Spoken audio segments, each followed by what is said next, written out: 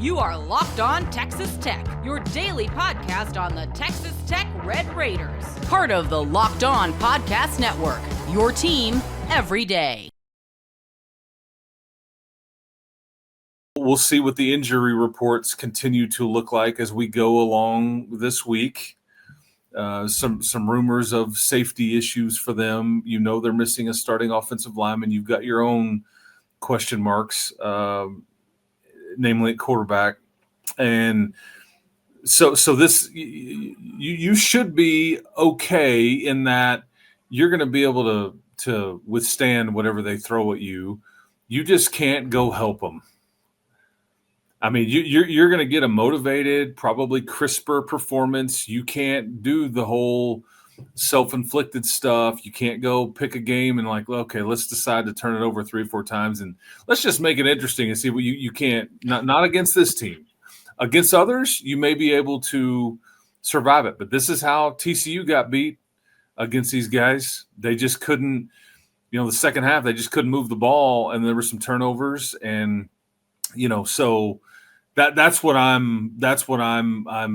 think you kind of know about how you need to operate going into this one. And it's really no different than what you've dealt with in the last 2 road games conference-wise. It's just slightly different in that this is a proven commodity. Yes, you beat them, but they hold the title. As you mentioned, they have proven their ability to figure out ways to win, and maybe they are missing some edge without Cam Scattaboo or an identity, and somebody's trying to replace that, and they're still searching for that. I don't know, but this has always been the one game that kind of, I don't know, scares you a little bit, or that you've pointed to be like, this is an important one.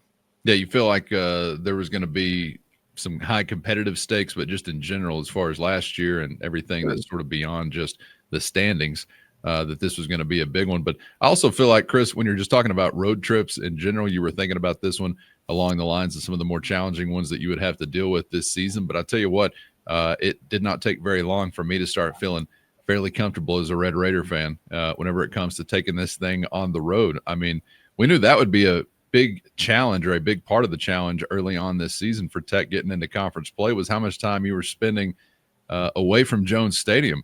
But I would think that you're packing quite a bit of momentum actually as you leave your house once again because of what you've done so far. And this is a hell of a draw as you look at it, in that the way the conference schedule sets up, and that 3 of your first 4 conference games are on the road. Yeah. Just kind of a weird deal. Part of that is because this is the one year where you've got the 5 road games in conference and just 4 at home. So it's going to look a bit road heavy anyways. But yeah, 3 of the first 4, it's a bit tricky. And you still got another tricky one going to Manhattan, Kansas coming up as well. This was just what this year was going to be, man. If you wanted to go where you hadn't gone before, you're going to have to figure it out on the road. So far, so good, but there's still more tests to take.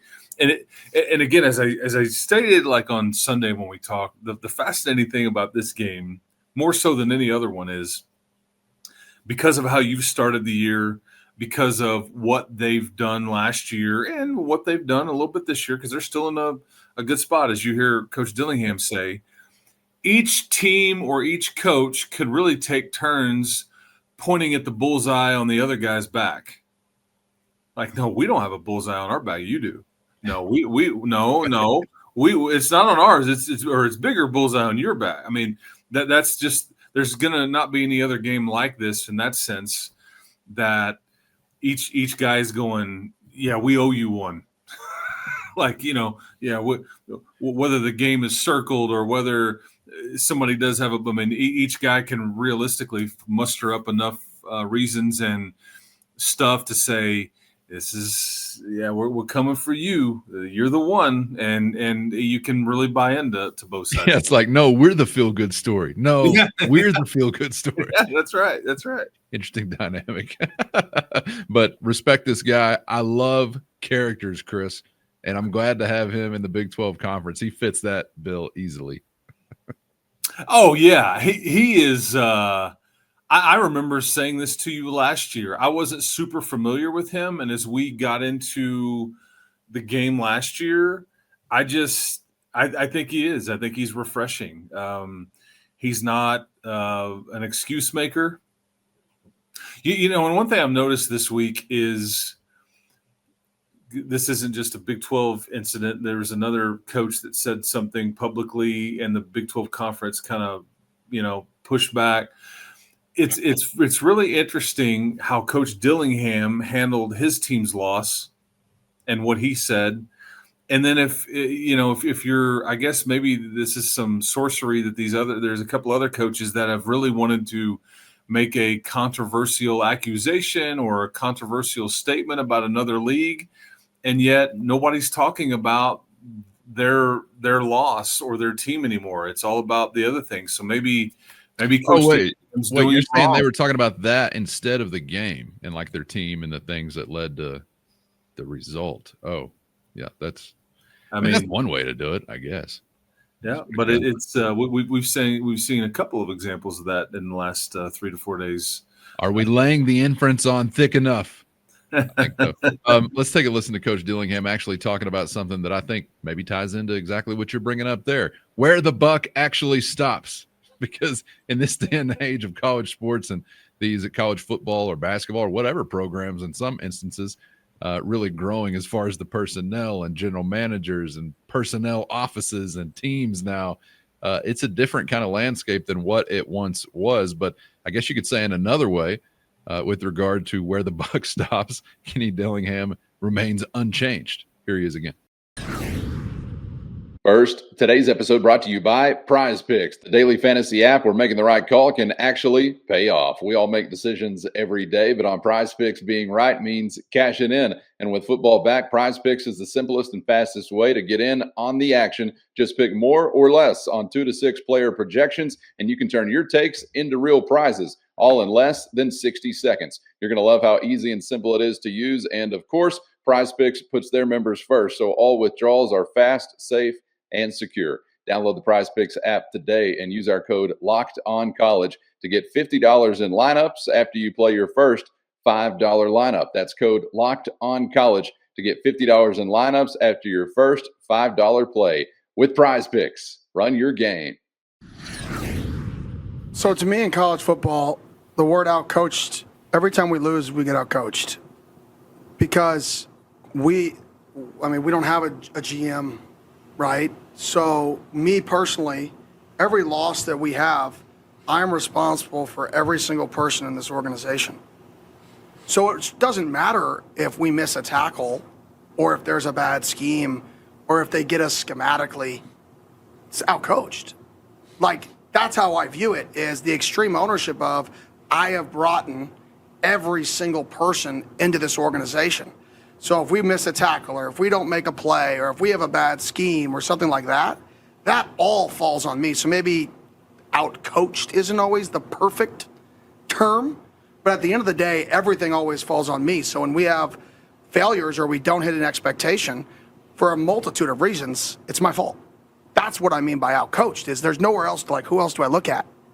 Everybody's here because of me, right? Which means everything falls on me, and it should. Like, every bad thing ever said about this program should fall directly on me, not our players, because I brought them here. That's our job to put them in the best position to succeed.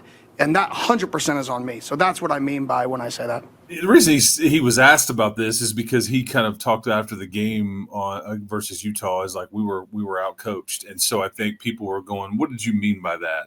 And then you get this answer of the buck stops with me, and like, even though, like, say Texas Tech does have a general manager, I mean, that the way that it's structured here is that general manager does report to Joey McGuire. I mean, there are a few examples out there in college football where, like, Andrew Luck is the general manager at Stanford, and he is in charge of hiring the head coach. The head coach is going to report to him and all that stuff. But Dillingham is basically talking about like an NFL structure. Like, I mean, we don't have a front office. Like, I am that. I'm the coach. I mean, I'm responsible for everything going on here. And so if you don't like it or we screwed it up, I mean, really, in some way I had a lot to deal with it, or we're not calling good enough plays, we're running the wrong schemes, I'm not recruiting good enough, or I've got the wrong people in certain spots, whatever. But again, refreshing not accusations of, hey, man, this isn't like that league we used to be in where we used to run through it, which you really didn't. I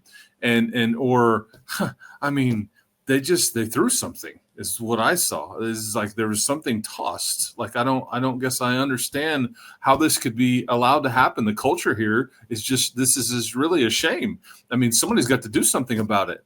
But here's a guy right now that got his ass kicked and is willing to tell you that, hey, man, yeah, we did.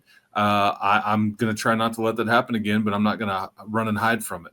I think it's interesting, too, how it's kind of a reminder that each head coaching job can be so different across the country in that you could be presiding over everything. You could be sort of required to delegate or give up some control to a personnel office or actually looking up to a general manager. I mean, I know that from campus to campus, it's always a different situation, but truly depending upon what kind of guy you're looking for, it's almost like, we've talked about before, the CEO style head coach or the more like in the trenches style head, and maybe it's more applicable now than it really ever was before, but it's all at his feet. He said everything negative said about the program should come down on him.